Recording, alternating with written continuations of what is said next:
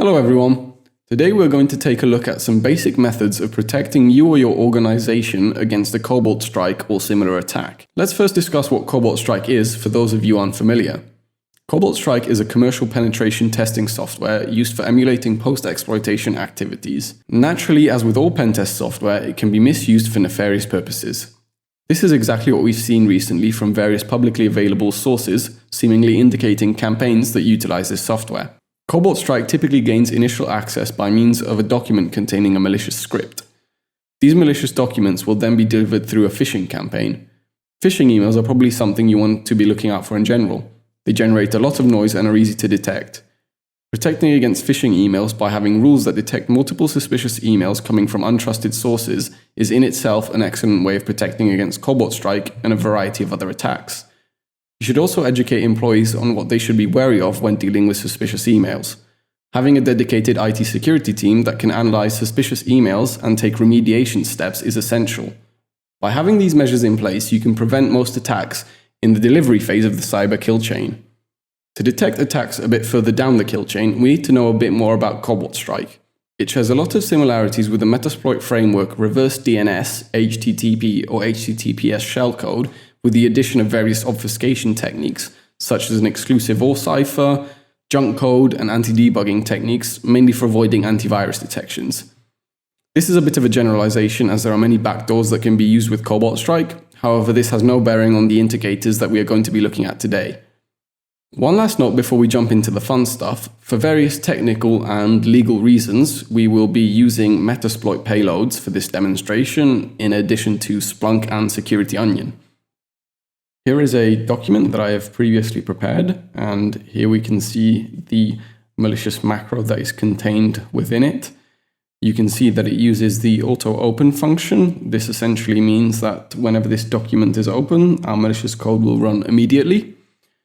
It uses the kernel 32 library, and in our case, this will mean that the code will manifest itself as a run.dll32.exe, as in that will be the process that is running our code. And this is what our detection will be based on, just suspicious processes spawning from parent processes that really shouldn't be creating processes. It's a very simple yet effective way of detecting these kinds of attacks. Obviously, there are a few methods that attackers could use to get around this, such as scheduled tasks or parent PID spoofing, two examples of this, which would essentially mean that the parent process of our malicious process would be something completely arbitrary and our detection method wouldn't work. There are, however, some correlation techniques that we can use that can easily detect this, but unfortunately that's going to be out of scope for this video. Perhaps we could take a look at it in an upcoming video. Now, given that I've opened this document already, our malicious code is run, so we can jump over into our Kali VM. And excuse me, I've got a few things open here. I have to find the right one, which I believe will be this one. Yes, we can see that our shell has spawned, because as I previously said, the code in our document has already run. Now I can run various commands, such as sysinfo, to give us some information about the victim computer. I could look at the files in our current directory. I could spawn a system shell, which in our case will be a command prompt, and that's fully interactive as well, so I can run commands in there as well, such as who am I. Basically, I have control over the victim computer through this malicious macro that is run. Now let's jump over into Splunk, where we will be digging through some sysmon logs. I'm going to be copying from my notes here, but I'll do my best to explain as I'm doing so. So first of all, we're going to look for event codes that are equal to 1. This means essentially we are looking for logs that include process creations. We are going to be looking for process creation logs where the parent image is winword.exe. So essentially, in our case, processes that were created by Word, which is in itself kind of suspicious already, because why would Word be creating processes. And then we are also going to, in our case, look for the spawned processes to be called rundl.exe, And then I'm just going to put this in a table so it's nice and readable. And this is how our query looks so far. So we have the username who ran the malicious code. We have the parent image, the process GUID, which is a string that uniquely identifies our process. And then we also have the image, which is the name of the process that was spawned. And now we're going to join our existing query with another search in order to sort of narrow down false positives. We are going to be looking at sysmon logs again, except this time the event code is going to be equal to 3. That means that network communication has been detected. It's going to be logs of these network communications. And what this is going to mean for us is we are looking for processes that were spawned by word, are called rundl.32.exe, and then have communicated with presumably a command and control server.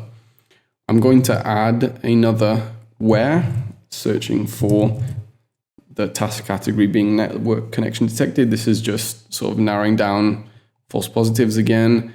And then I'm going to finally table this again, just to make it nice. And then basically our query is complete.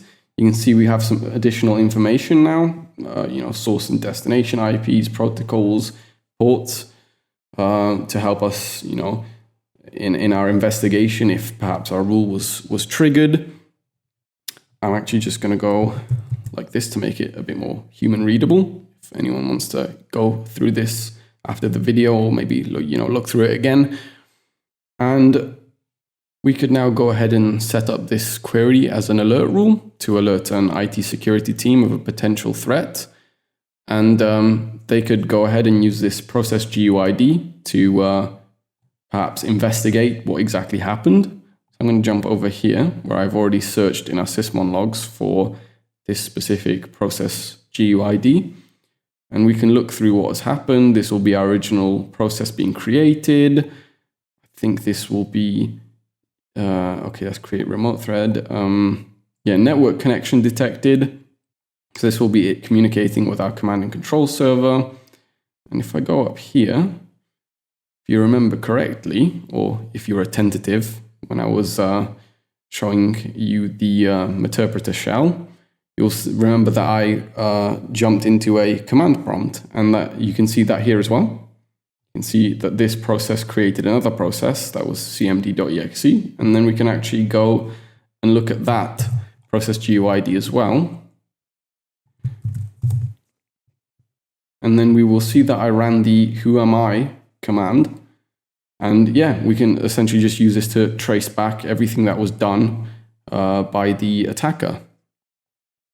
Let's approach this attack from a different direction, namely using a network intrusion detection system, which in our case is going to be Snort. What we're going to be taking a look at now is more for people who are unfamiliar with what a network intrusion detection system is. You wouldn't really want to implement this in real life. You'd be better off using a next generation firewall with encrypted traffic inspection and advanced threat protection capabilities. Nonetheless, inspecting traffic and writing a basic Snort rule will be interesting for viewers who are new to this sort of thing. For people wanting something a bit more advanced, we will probably be taking a look at some more advanced techniques in a future video. However, for now, let's get on with the demonstration. We are now going to go back to our Windows VM, where I'm going to close all of this. And I'm going to open up another document that I've prepared. Yeah, sorry about the load times. Just going to open up the macro. And this is a bit different from our previous one. This is a lot simpler, and this is actually something that we see more often in our security operations center. These are, this takes about 5 minutes to do, maybe even less, and that's why we reckon it's so common. It basically just communicates out, grabs a malicious file, and then runs it. In our case, it's just Python for whatever reason. I just felt like using a Python shell. I've routed the communication between the command and control server and the victim through Burp Suite. So if I jump into our Kali VM and we go to Burp Suite, we will see all of this communication. Now, what you need to know is that the malicious code or the malicious file that it downloaded is only part of a multi-stage payload. This essentially means that there is code exchanged between the command and control server and the victim computer. For example, if we look at this, we look at the response from the command and control server, you can see that this is Python code that was transmitted. And we can actually then go ahead and look for indicators in this code that we can then write a snort rule for. For our case, we're going to keep it very simple and we're going to use this comment. So when snort is looking at packets and it sees this comment, it will alert us saying that there has been a potential interpreter shell sent. So I'm just going to jump into Notepad. We're going to start writing our rule. It's going to look like this. So it's going to be an alert. It's going to be for TCP communication for the moment. It's from any IP address to any port. Sorry, rather from any IP address to any port to any IP address and any port, because it doesn't really matter. You know, you can change what port these shells communicate on. The message that our alert is going to give us is going to be potential interpreter stage sent. It's then going to look at the contents of the packet and it's going to look for our comment, which you could see was these values will be patched, do not change them. I can't actually copy from there because it's a virtual machine, doesn't have a shared clipboard. So I'm just going to go, these values will be patched, all in capitals, do not change them. I'm going to give it an SID, doesn't really matter what it is for now, 4. And then it's going to be revision 1. And that's essentially it. This is what our snort rule is going to look like. And if I go over to a security onion master node, you can see I've already added this rule to our local.rules file. And I've gone ahead and updated all of this, so it's already in there and running. And then we can jump over to Splunk, where we can search in our security onion index for alerts received. And we should see, yep, potential interpreter stage sent. So yeah, that's basically it. Obviously, as I previously mentioned, this is not very effective in real-world situations, as the code can easily be obfuscated or even encrypted, and thus it is recommended to either create much more advanced signature detection rules or to use an aforementioned next-generation firewall, which simplifies this whole task immensely. This is all for this video. In future, we may go into more depth, looking at some more advanced techniques. However, in the meantime, if you would like to protect your organization against attacks, visit www.blackcell.io. We operate a 24/7 security operations center with strict service level agreements, liability insurance, and our computer emergency response team has been certified by Carnegie Mellon University.